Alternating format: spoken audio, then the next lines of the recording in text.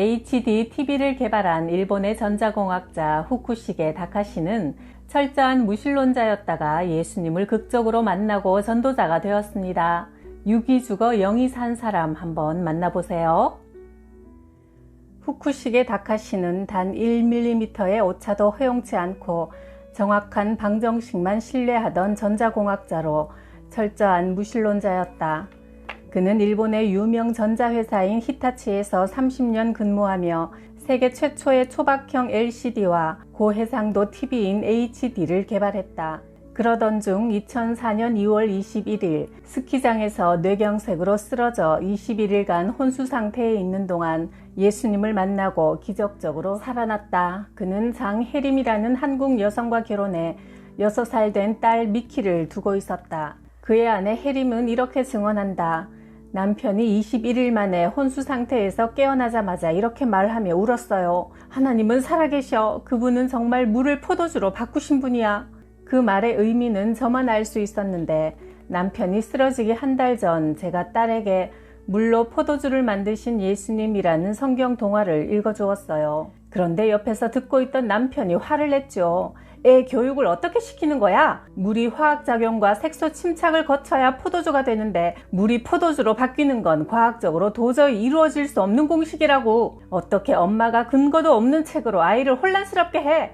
그런데 혼수 상태에서 깨어난 남편은 계속 이런 이야기를 했어요. 내가 스키장에서 쓰러진 후 병원으로 옮겨져 혼수 상태였지만 의식은 있었어. 의사가 위급하니 가족들에게 연락하라는 말을 듣는 순간 내가 곧 죽는다는 걸 알았지. 그때 난생 처음 기도라는 것을 했어. 하나님, 저는 아직 죽을 준비가 안 되어 있습니다. 당신이 정말 살아계신다면 저를 살려주세요. 그러자 누군가 내게 다가왔어. 당신 누구세요? 라고 묻자 나는 예수 그리스도다 라고 또렷하게 대답했어. 평소 나는 예수가 내 앞에 나타난다면 믿겠어 했는데 바로 그 예수가 내 앞에 서 있는 거야. 내가 목이 타서 물 좀 달라고 하자 예수라는 분이 하늘색의 아름답고 빛나는 물을 손으로 내 입에 3번 부어주셨어. 그 물을 받아먹는 순간 등줄기를 타고 마치 불기둥 같은 강한 힘이 솟구치는 뜨거움이 느껴졌어. 온몸에 생기가 돌기 시작했지. 방전돼 있던 충전기가 순식간에 전력 공급을 받는 것 같았어.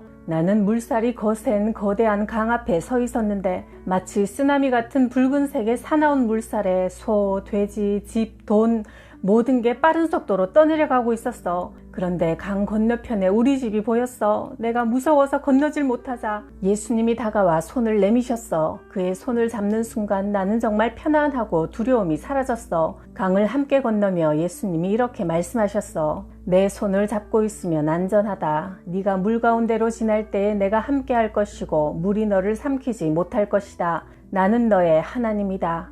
이 말이 이사야 43장에 기록된 말씀이라는 것을 다카시는 깨어난 후 훨씬 후에야 알게 되었다. 다카시는 계속 이렇게 말했다. 예수님은 내게 사명을 주셨어. 너는 다시 세상에 가서 눈이 있어도 보지 못하고 귀가 있어도 듣지 못하는 사람들에게 내가 살아있다는 사실을 전하라. 하나님은 살아계셔. 예수님은 살아계신 분이야. 나는 지금까지 내 힘으로 성공을 이뤘다고 생각했는데 그 모든 것이 하나님이 주신 것이요 하나님의 섭리와 계획 안에 있었어. 하나님은 모든 것을 주관하시는 분이야. 다카시는 깨어난 후에도 예수님이 새벽 4시부터 6시까지 언제나 찾아와 아픈 머리를 안아주신다고 했다. 아직 뇌가 많이 부어 있었는데 회복이 빨랐던 것은 주님의 은혜가 함께했기 때문이었다. 그 시간이 내게는 제일 행복한 시간이야. 주님과 나눈 대화는 언제나 감동과 기쁨이 넘쳤고 감사의 눈물이 샘솟았어.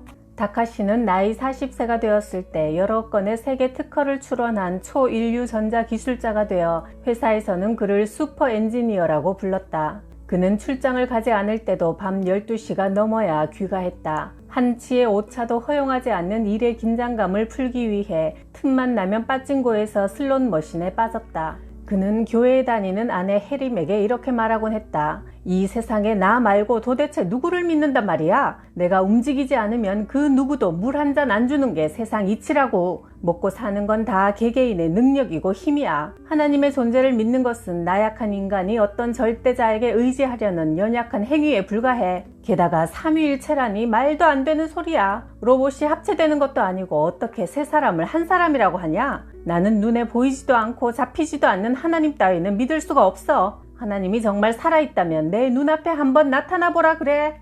다카시는 뇌경색으로 쓰러지기 10일 전 정기 건강검진을 받기 위해 병원에 들렀다. 그는 외국 출장이 많아 건강검진을 철저히 받았다. 결과는 모든 게 정상이었다. 당뇨도 없고 혈압도 콜레스테롤 수치도 정상. 다만 53세 나이에는 성인병 위험이 있으니 운동을 좀 해야 하고 채식 위주로 식단을 짜야 한다는 의사의 소견 정도였다. 다카시는 집에 들어서면서 아내에게 검사표를 흔들며 의기양양하게 말했다. 나이 50이 넘었지만 전혀 이상이 없대. 이 검사표를 표창장처럼 액자에 넣어서 걸어놓을까? 몸을 50년이나 쓰고도 이만하기가 어디 쉽냐? 다카시는 딸 미키에게도 보디빌더 포즈를 취해 보이며 미키, 아빠 몸은 완벽해! 라며 큰 소리로 자랑했다. 그때 마침 TV에서는 교통사고로 척추를 다친 사람의 일상을 다큐멘터리로 방영하고 있었다. 다카시는 자신감 넘치는 얼굴로 해림에게 말했다. 내가 저런 꼴이 되면 그냥 죽게 놔둬라, 알았지? 그러나 바로 일주일 뒤 자신이 그보다 더 심한 모습이 되어 누워있을 줄은 까맣게 몰랐다. 하나님의 시간표는 어김없이 진행되고 있었다. 2004년 2월 21일 그는 아내가 다니는 코너스톤 교회 식구들이 스키장으로 수련회를 가는데 마지못해 참여했다. 동계올림픽이 열렸던 나가노현의 소노하라 헤븐 스키장은 해발 2000m가 넘는 에나산 허리에 있었다. 하얀 눈옷을 입은 침렵 수림이 하늘 높이 쭉쭉 뻗어 절경을 이루었다.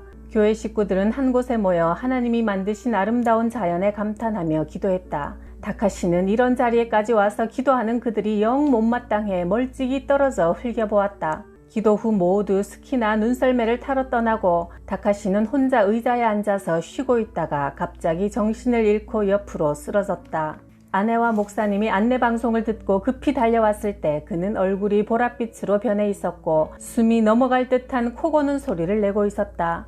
응급차가 도착했고 다카시의 코에 산소 호흡기가 씌워졌다. 해림은 다카시의 귀에 대고 부르짖었다. 하나님한테 살려달라고 해요. 하나님께 잘못했다고 빌어요. 당신 하나님 한번 만나보고 싶어 했잖아. 제발 하나님께 살려달라고 빌어. 그분을 만나라고. 50년 전통의 뇌 전문 병원인 세구치병원의 신경외과 의사는 수술 후 말했다. 보통은 간은 핏줄이 막히는데 환자분은 가장 굵은 혈관이 막혀 있습니다. 혈액 용해제로 뚫었지만 다시 막힐 수도 있습니다. 수술 후 3일째 되는 날 의사는 침통하게 말했다. 환자의 뇌가 많이 부어서 쉬어야 함에도 계속 비정상적으로 활동하고 있는 게 이상합니다. 실제로 그의 뇌파는 특이한 그림을 그리고 있었다. 다카시의 안정을 위해 의사는 당분간 면회를 금지했다. 그런데 해림은 그날 밤 갑자기 다카시가 견딜 수 없이 보고 싶었다. 저러다 죽어버리면 다시는 볼 수 없는데. 해림은 간호사에게 어떻게 하고 있는지 잠깐만 보고 싶다고 부탁해 병실로 들어갔다. 그런데 다카시를 본 순간 깜짝 놀랐다. 거무튀튀하던 피부는 사라지고 뽀얗게 화장을 한 것처럼 깨끗했다. 게다가 눈에는 눈물이 찔끔 흘러나와 있었다. 해림은 의식불명의 사람이 눈물을 흘렸을 거라고는 생각하지 않았다. 조심스럽게 그의 손을 만져보았다. 따뜻했다. 다카시가 쓰러진 지 21일째 되는 날 오전, 해림이 여느 때처럼 면회 시간에 중환자실로 들어가 멍하니 다카시를 쳐다보고 있었다. 쨍그랑! 무거운 쇳덩이가 떨어지는 요란한 소리가 났다. 얼마 전 해림이 다카시의 침대 다리에 테이프로 붙여놓았던 스테인레스 십자가가 바닥으로 떨어진 것이다. 바로 그때 숨만 쉴 뿐 모든 움직임이 정지되어 있던 다카시가 움찔하고 놀라는 것을 해림은 분명히 보았다. 그의 손이 조금씩 움직였다. 십자가가 떨어지는 그 순간 다카시는 깊은 잠에서 깨어난 것처럼 의식이 현실 세계로 돌아왔다. 그는 실눈을 뜨면서 해림을 쳐다보았다. 인공호흡기를 뺀 다카시에게 해림은 기쁨에 겨워 농담 삼아 물었다. 다카시, 하나님 만났어요? 그런데 그의 대답이 의외였다. 응, 만났어. 예수님은 나를 53년이나 기다리셨어. 다카시는 울먹이며 말했다.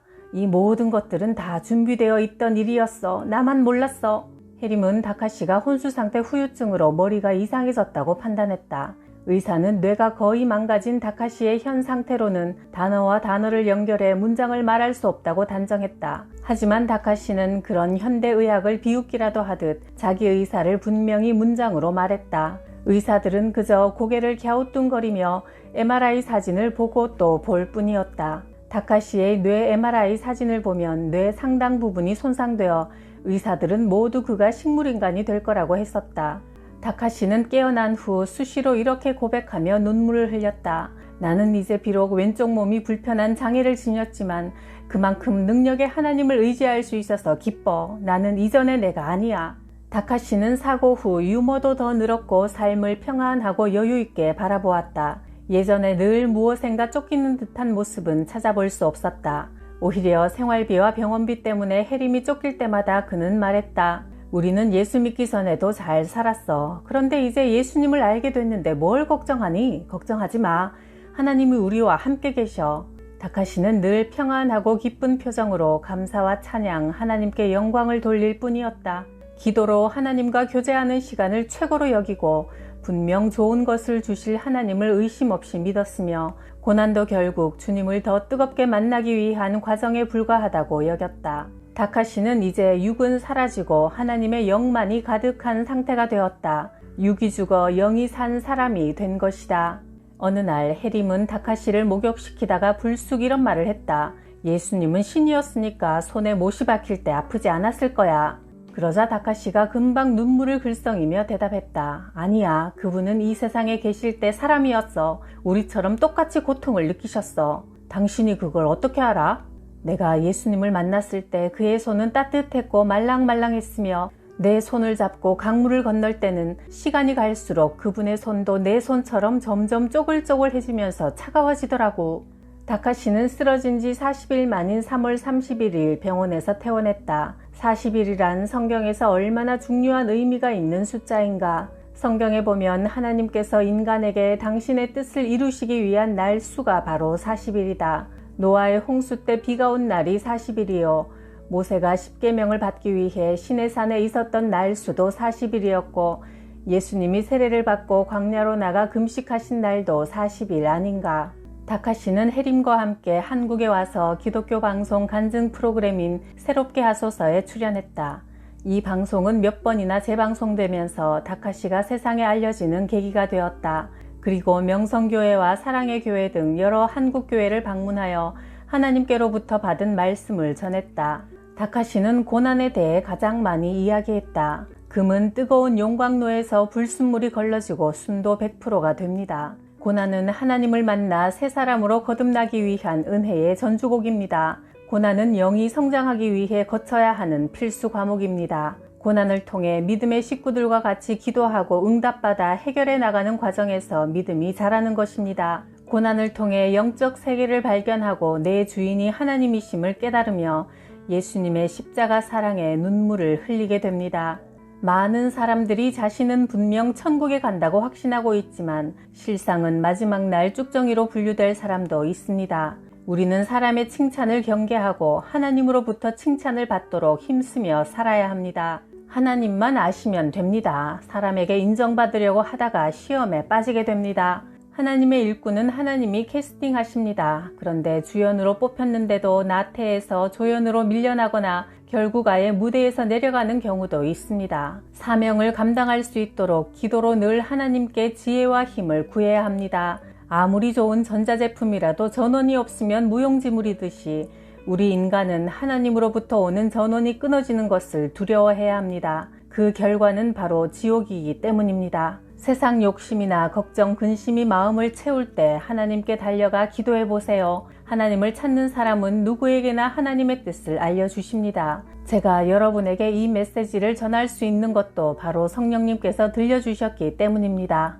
인간은 하나님의 말씀을 떠나면 죄를 이길 힘이 없습니다. 말씀과 성령으로 채워지게 해달라고 매일 깨어 기도해야 합니다. 사탄을 무시하지 마세요. 하나님이 10개를 가지셨다면 사탄은 9개를 가진 존재입니다. 사탄이 갖지 못한 하나가 바로 구원입니다. 하나님은 용서하시는 자비로운 분인 동시에 심판하시는 두려운 분이기도 합니다. 말씀과 기도로 성령 충만을 간구하며 하나님을 뜨겁게 만나야 합니다. 마음의 평안은 하나님이 자녀들에게 주시는 가장 큰 선물입니다. 이 평강의 갑옷을 입고 있는 한 우리는 결코 어떠한 상황에서도 절망의 지옥으로 떨어질 수 없습니다. 기독교 신앙은 하나님을 머리로 아는 것에 그치지 않고 하나님과의 친밀한 1대1의 관계가 되어야 합니다. 편안하고 재미있고 즐거운 것만 추구하면 하늘나라는 가까워지기 힘듭니다. 세상은 정해진 기한이 있습니다. 그러므로 마음을 이곳에 다 빼앗겨서는 안 됩니다. 오직 영원한 천국을 생각하면서 세상 끝날 때